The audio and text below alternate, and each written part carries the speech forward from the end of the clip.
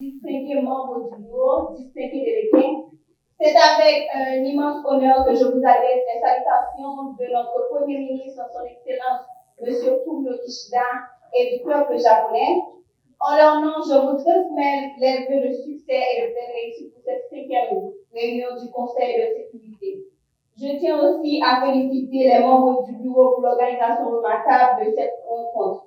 Bien avant de prononcer mon discours, au nom du gouvernement japonais, je tiens à exprimer notre profonde tristesse et notre solidarité envers le Brésil à la suite du tragique accident et aussi à Gaza suite au bombardement qui a eu lieu dans une école. J'ai l'honneur aujourd'hui de m'adresser devant cette auguste assemblée dans un contexte particulier de défis majeurs que nos États affrontent de manière récurrente. Défis auxquels nous devons constamment faire face et trouver des solutions appropriées pour le bien de l'humanité. Cette année, l'Organisation des Nations Unies célèbre son 79e anniversaire depuis sa création.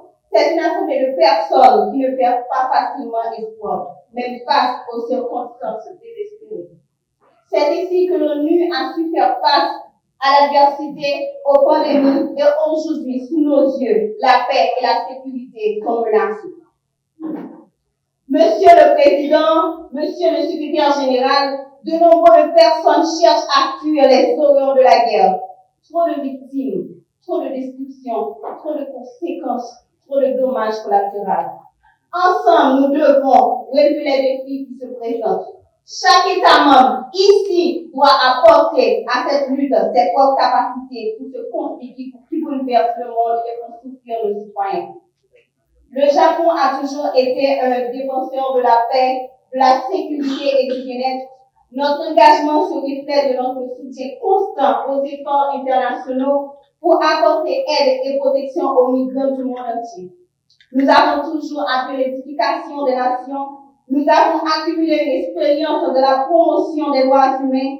Le Japon contribue de façon significative aux initiatives humanitaires et depuis 2021, le gouvernement est un partenaire stratégique du Haut Commissariat des Nations Unies, le HCR, en fournissant des ressources financières et humaines pour soutenir les opérations d'urgence. Sur la question sécuritaire, le Japon s'est imposé une occupation étrangère qui a façonné notre identité et notre politique depuis des décennies. Aujourd'hui, je me tiens devant vous pour exprimer la volonté de mon peuple de renforcer sa capacité de défense nationale depuis la Seconde Guerre mondiale, qui a embrassé un pacifisme professionnel en renonçant à jamais à la guerre. Ce pacifisme inscrit dans notre Constitution en lendemain de la Seconde Guerre mondiale, dans laquelle 3 millions de nos concitoyens perdirent la vie, dont 200 000 dans les bombardements atomiques. Cependant, le monde change et avec lui les défis sécuritaires auxquels nous faisons face. L'invasion de l'Ukraine, qui nous rappelle à tous l'importance de disposer des forces armées capables de défendre la souveraineté nationale. Si l'Ukraine n'avait pas eu son armée pour résister, les conséquences auraient été bien plus tragiques. Face aux menaces croissantes de notre région, nous ne pouvons plus nous reposer uniquement sur la protection d'autres nations, aussi alliées soient-elles. Les incursions répétées des grandes côtes chinoises contre nos eaux territoriales, les missiles de Pékin qui tombent près de nos îles depuis août 2022 lors de leurs exercices militaires autour de Taïwan et la proximité des puissances nucléaires de nos grands passés nous forcent à considérer, cher Président, notre posture défensive. En décembre dernier, notre gouvernement, à travers notre Premier ministre, a doublé notre budget défensif de 60% d'ici à 2027. Initiative sans précédent depuis la Seconde Guerre mondiale, nous ne cherchons pas à la confrontation, mais la capacité de protéger notre peuple et notre site et notre territoire notre territoire une nécessité indiscutable.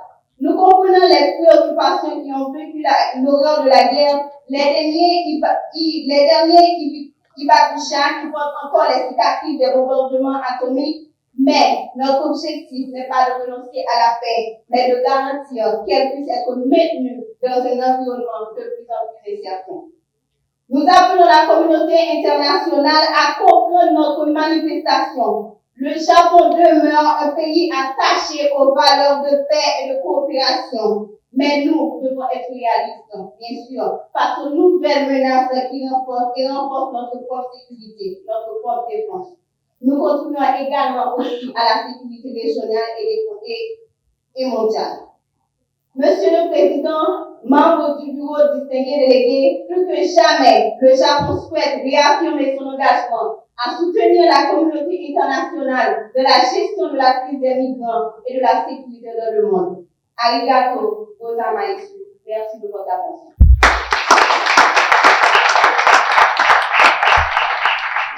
Merci.